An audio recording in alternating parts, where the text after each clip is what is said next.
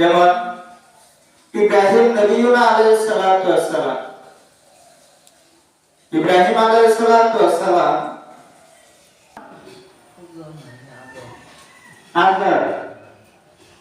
আদর ছিল মূর্তি পূজারী। একদিন ইব্রাহিম আলাইহিস সালাতু ওয়াস সালাম ওনাকে ওনার বাবা বললেন যে শোনো, কতগুলা মূর্তি দিলেন, দিয়া বললেন যাও এগুলাকে বাজারে বিক্রি করে আসো। তখন ইব্রাহিম আলাইহিস সালাতু ওয়াস সালাম মনে মনে ধারণা করলেন এগুলা হলো মাটির তৈরি জিনিস, খেরকুটা দিয়ে বানানো হয়েছে, আর ওদেরকে তারা রব হিসাবে মানে তো কষ্টির কালে হতে পারে, এটা কোনোভাবেই হতে পারে না। কারণ যে আল্লাহ আমাকে সৃষ্টি করেছে উনি তো হলো আমার রব। অথচ দেখা যায় যাকে সৃষ্টি করছে যে সেই তাকে খোদা মানে, বিপরীত। যেহেতু বাবার হুকুম সেটাকে মান্য করে বাজারে নিয়ে গেল। প্রতিমধ্যে রাস্তায় বহু দূর যাওয়ার পর ওই মূর্তি গুলাকে নামাইলেন, নামানোর পর পায়ের ভিতর রশি বাঁধলেন। কে বাঁধছে? ইব্রাহিম আলাইহিস সালাতু ওয়াস সালাম। তখন উল্টো দিকে সাসরায় নিয়ে গেলেন। অথচ মূর্তির সাত সামরা সব উঠে গেছে, মূর্তি তো আর কথা বলতে পারে না।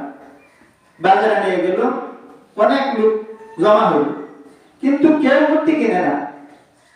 সকলে আসতেছে আর তামসা দেখতেছে। দেখবেন মানুষ কিন্তু হুজুরকে বাঙ্গা, মানুষ একটা কথা বলে হুজুরকে বাঙ্গা, বেশি কিছু রাখবে না। বাজারে যাইবেন, বাজারে যাইয়া খেতের দিয়ে একটা কাজ বের করবে, কাজ বের করে জমিনে ফালাইবেন, ফালায় টাকায় দেখবেন। আপনার টাকার দেখে আরেকজন এসে বলবে ভাই কি দেখতেছে, সেও টাকায় দেখবে। ওইভাবে দেখবেন একজনের পর একজন আস্তে আস্তে আপনি আইসা বলবেন দেখবেন এটা বিশাল জমাইতে। কারণ কি? মানুষ হচ্ছে হুজুরকে বাঙ্গা। ওই যে মূর্তি নষ্ট হয়ে গেল, বাজারে নিয়ে আসছে, অনেক মানুষ এসে জমা আসছে, অত কেউ কিনে না। তখন ইব্রাহিম আলাইহিস সালাতু ওয়াস সালাম ওই মূর্তিগুলোকে বাড়িতে নিয়ে আসলো। প্রতিদিন কিন্তু ওনার বাবা আজারে মূর্তি বেছে, একদিন দিয়েছে ওনার সন্তানকে। বাড়িতে নিয়ে আসলো, আসার পর জিজ্ঞাসা করলো কি ব্যাপার, তুমি তো মূর্তি বিক্রি করলা, আরো দেখা যায় মূর্তি সামনে হয়ে গেছে। ওই সময় থেকে আজও বুঝতে পারছে যে হ্যাঁ ওই ইব্রাহিম মনে হয় আমাদের বিপক্ষে দেবে। তখন একদিন বলতেছে আজরে ওনার সকল মানুষকে বলল, আত্মীয় স্বজন, যে চলো আমরা আমাদের উৎসবে যাব। প্রত্যেকেই দাও তৈরি হয়েছে। কোন জায়গায় যাইতে হলে কি হয়, সাজগোজ করতে তৈরি হইতে। ইব্রাহিম আলাইহিস সালাতু ওয়াস সালাম ওনাকেও বলল, ওনার বাবা, যে চলো উৎসবে যাব। আমাদের যেরকম ঈদ আনন্দের দিন, তাদের উৎসবের দিন হচ্ছে আনন্দের।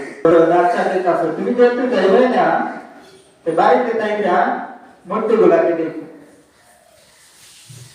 ঘরের মাঝে একটি ঘরের মাঝে অনেকগুলা মূর্তি।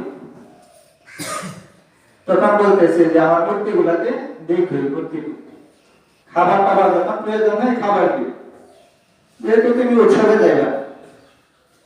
ইব্রাহিম আলাইহিস সালাতু ওয়াস সালাম বলল আচ্ছা ঠিক আছে।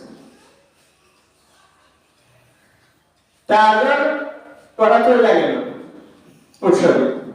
উৎসবে চলে যাওয়ার পর ইব্রাহিম আলাইহিস সালাতু ওয়াস সালাম বাড়িতে থাকা অবস্থায় ওই মূর্তি গুলোর জন্য দুধ আর কলা নিয়ে গেল, খাবার নিয়ে গেছে। দেখেন বুদ্ধি প্রত্যেকেরই কিছু, কিন্তু কেউ কি দিনের পথে ব্যয় করে, আবার কেউ করে না। ইব্রাহিম আলাইহিস সালাতু ওয়াস সালাম ওই খাবার নিয়ে গেল মূর্তির সামনে, যাইয়া বলতেছে যে খাও। মূর্তিগুলার সামনে রাখলো, এটা বলতেছে খাও, খাবার এনে দিচ্ছে। কিন্তু মূর্তিগুলা তো আর কথা বলে না, খাও না, কারণ খাইবে কিভাবে? মূর্তি তো মাটির তৈরি, গোলা জিনিস, মূর্তি তো মাটির তৈরি, খাইবে কিভাবে? কথা কিভাবে বলবে? ইব্রাহিম আলাইহিস সালাম প্রথমে ভালোভাবে বললেন, বলার পর থেকে কামো না। তখন বলতেছিল, বুঝছি, আমার বাবা যদি আসতো, আমার বাবা যদি খানা এনে দিত, তাহলে মনে হয় খানা খাবে। যেহেতু আমার বাবা এনে দেয় না, এই কারণে মনে হয় তুমি খানা খাও না। রাগ করছ? কোন কথা বলে। তখন ইব্রাহিম আলাইহিস সালাম দেখতেছে খাবার গুলা যে রাখলো, ওই খাবারের উপরে মাছি ঘুরতেছে। যখন মাছি ঘুরতেছে, ইব্রাহিম আলাইহিস সালাম গুসা খাইবে না, খাও। প্রতিমধ্যে দেখে পাশে একটি কোরাল পড়ে রয়েছে। কোরাল নিয়ে আসছে, আসা বলতেছে খা, খাইবে না কেন? দেখে তারপরেও কথা বলে না, সবগুলাকে ভেঙে ফেললো, বাইরে সবগুলাকে ভেঙে ফেললো, শুধু একটা মূর্তি রেখে দিচ্ছে, যে মূর্তিটা সবচেয়ে বড় এগুলার মাঝে। রাখার পর ওই বড় মূর্তির কাঁধের মধ্যে কুড়ালটাকে লটকে এসে বসছে। তার বাবা আজর উৎসব থেকে ফিরে আসছে। আসার পর আমরা যেরকম ভাবে ঈদগাহের ময়দানে মাঠ শেষ করার পর যখন বাড়িতে আসি, আইসা বেশিরভাগ সময় কবরের পাশে যায় দোয়া করি, মৃত ব্যক্তিদের জন্য দোয়া করি। কিন্তু আজর আসলো, আইসা তার মূর্তিগুলা দেখার জন্য ভিতরে প্রবেশ করলো। দেখা দেখে সবগুলা মূর্তি ভেঙে চূর্ণ বিচূর্ণ করে সব ভেঙে গেছে। ডাক দিল, ডাক দিয়ে বলতেছে যে ইব্রাহিম, এই কাজ কে করছি? ইব্রাহিম আলাইহিস সালাম নবী তো জ্ঞানী মানুষ, বলতেছে তোমাদের রব বড়টার কাছে জিজ্ঞাসা করো, তুই তো বলে দিবি। তখন আজর বলতেছে যে মাটির পুতুল কি কথা বলে? দেখেন ইব্রাহিম আলাইহিস সালাম কতটুকু কৌশল কাটাইছে। আজর বলতেছে মাটির মূর্তি কি কথা বলে? তখন ইব্রাহিম আলাইহিস সালাম বললেন, মাটির মূর্তি যদি কোনো কথাই না বলতে পারে, যদি না মানো, প্রভু হিসেবে মানো, এটা মানলে লাভ কি? তখন ইব্রাহিম আলাইহিস সালামের বাপ আজর একে গেল কথায়, কথায় কি ধরা গেছে। এখন চিন্তা করতে আরম্ভ করবো, কি করি ইব্রাহিম। তখন পরামর্শ করলো যে না, এই সন্তানকে শাস্তি দিতেই হবে। যদি শাস্তি না দেই, আমাদের রবের সাথে যে বেয়াদবি করছে ওর ক্ষমা নাই, ওকে শাস্তি দিতেই হবে। তখন ইব্রাহিম আলাইহিস সালামকে শাস্তি দিবে, শাস্তি দেওয়ার জন্য আগুন প্রজ্বলিত করবে। বাবা হইয়া সন্তানকে আগুনে জ্বালায় দিবে, আগুন প্রজ্বলিত করবে, বিশাল আকৃতির আগুন। ঘটনা সকলেই জানে, বিশাল আকৃতির আগুন প্রজ্বলিত করলো। করার পর ইব্রাহিম আলাইহিস সালামকে নিয়ে যাওয়ার পর ওনাকে আগুনে নিক্ষেপ করবে, সরকা বানাইল।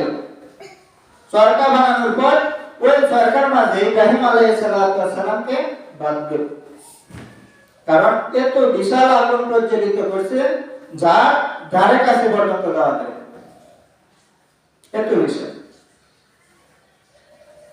তখন ইব্রাহিম আলাইহিস সালাম উনি মনে মনে আক্ষেপ করলেন এটাই যে আমার বাবা হইয়া আমাকে আগুনে নিক্ষেপ করতেছে, আমি শুধু সত্যের দাওয়াত দিছি বিদায়।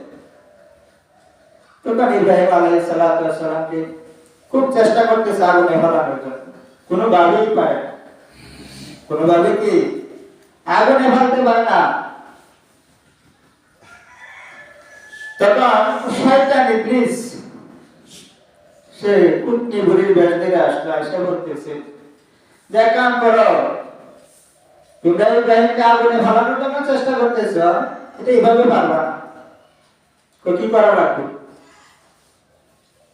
বলতেছে যে এই জায়গায় রহমতের ফেরেশতা আছে, তোমরা যতই চেষ্টা করো আগুনে ফেলতে পারবা না। তোমরা কাজ করো, যাইয়া বেশ্যা নারীদেরকে আনো, যুবতী নারীদেরকে আনো, আইনে এই জায়গায় নাচা ভিসা করা।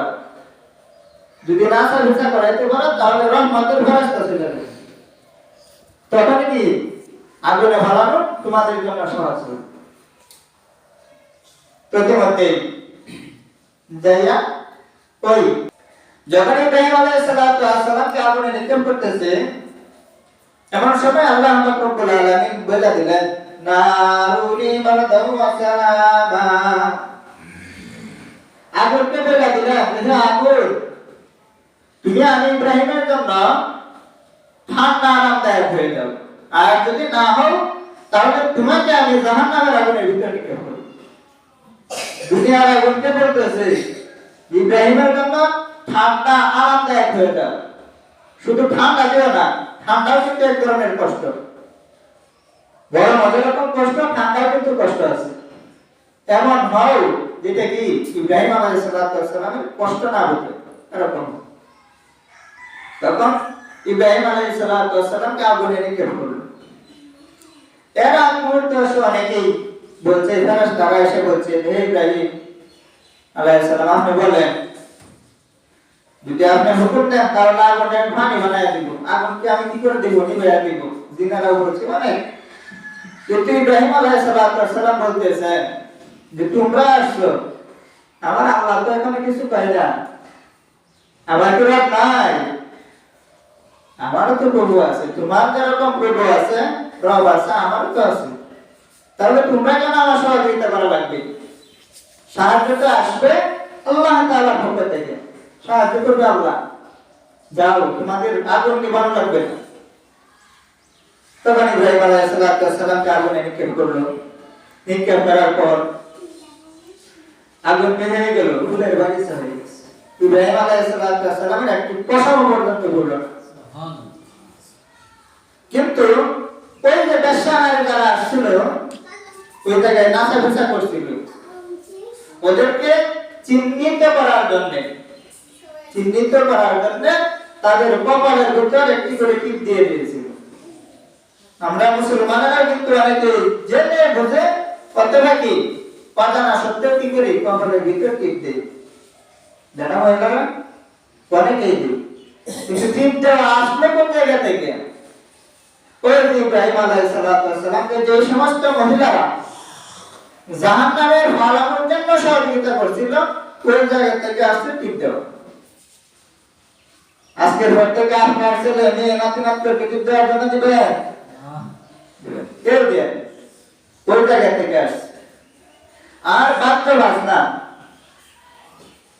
এখনকার জামানায় আলোচনা সাপেক্ষেই বলে ফেলতেছে, যেহেতু বলার খুবই দরকার বাদ্য বাজনা জিনিসটা আসলে কোন জায়গা থেকে? বাদ্য বাজনা কিসের আওয়াজ? বাদ্য বাজনা হচ্ছে শয়তানের আওয়াজ। আল্লাহ রাসূল সাল্লাল্লাহু আলাইহি ওয়াসাল্লাম একদিন সাহাবায়ে কেরামদেরকে নিয়ে বসে গেলেন, আলোচনা করতেছেন, এমন সময় কতগুলো বাদ্য বাজনা বাজায় যাইতেছে। আল্লাহ রাসূল সাল্লাল্লাহু আলাইহি ওয়াসাল্লাম বললেন সাহাবায়ে কেরামদেরকে, তোমরা এক কাজ করো, কানের ভিতর আঙ্গুল দাও। কান আঙ্গুল দিল, ওই বাদ্য বাজনা এখান থেকে চলে গেছে। ওই সময় কিন্তু বক্স ছিল না, এখন কিন্তু বক্স আছে, মাইক আছে। বাদ্য বাজনা যাইতেছে, তখন কানে আঙ্গুল দিছে আল্লাহ রাসূল সাল্লাল্লাহু আলাইহি ওয়াসাল্লাম সহ সাহাবায়ে কেরাম সকলে।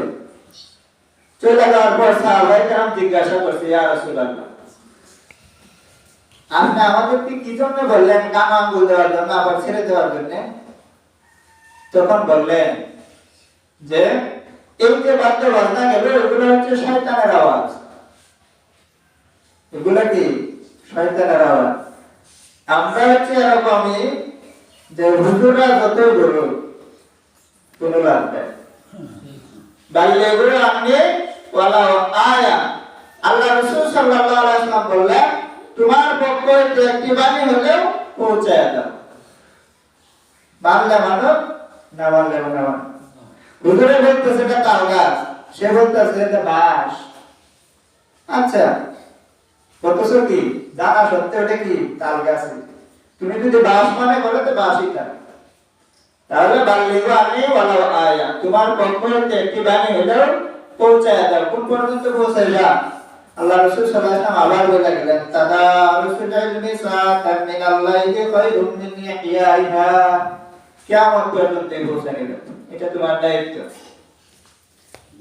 এটা কি তোমার দায়িত্ব। নূহ আলাইহিস সালাম কত সপ্তাহে বলছিলাম, কতদিন ধরে ছিল? ৯৫০ বছর, হাতে গোনা। এটা হচ্ছে বউ আর শাশুড়ি, বউ আর শাশুড়ি। আবার কি নিজের মা, মানে জামাইয়ের মা, বউয়ের মা। তাকে কোন জায়গায়? জামাইয়ের বাড়িতে, মানে ছেলের বাড়িতে থাকে ছেলের শাশুড়ি আর ছেলের মা। এখন কি করে? আপনার ছেলের মাকে সাঁতা মানে কষ্ট দেয়। কে কষ্ট দেয়? পুতের বউ আছে না? আছে, কষ্ট দেয়। প্রতিদিন তাকে ঠান্ডা ভাত খাওয়া, পান্তা ভাত। যখন পান্তা ভাত খাওয়া, একদিন বলতে আছে, আমি তো বৃদ্ধ হয়ে গেছি, এখন তো মারাই যাব। তাহলে কাজ করে বইয়ে রেখেছে, দেখ আমার সাথে গরম ভাত খাওয়াই। কিন্তু বই আর কথা শুনে না, বই কি করে না, এই কথা শুনে না। আর একদিন যখন কানাকানি করে করতেছে, কানের কাছে দেয়া করতেছে বইয়ে শাশুড়ি, যে আমার তো হায়ার টাইম মনে হয় শেষ, তাহলে চাইছিলাম সাথে গরম ভাত খাওয়া, খাওয়াইতে। এমনি ভোলা এই কথা শুনলো, ভোলা শুনে কইতেছে রাত্রেবেলা বইয়ে, না আম্মা আপনারে তোমারে কি কইছি? আম্মা তোমারে কি বলছিল? আরে আর কইেন না, আপনার মা চাইতেছে আরেক জায়গায় স্বর্ণের কথা, কি করবো? আপনার মা চাইতেছে আরেক জায়গায় বিয়া করতে। কথা কি এটা কইছি? কথা কইছি চাইতে গরম ভাত খাইতে। আর ছেলের কাছে যা কি বলবো? না আপনার মা চাইতেছে অন্য জায়গায় বিবাহ বসতে। এক কাজ করি, ছেলে শুনে গেছে সর্বনাশ করছে, মা এটা কি করার দেব? মাকে আর কি করবো, কি শাস্তি দেব? তখন দুজনে মিলে পরামর্শ করলো স্বামী স্ত্রী, দেখ কাম করি ওই নদীর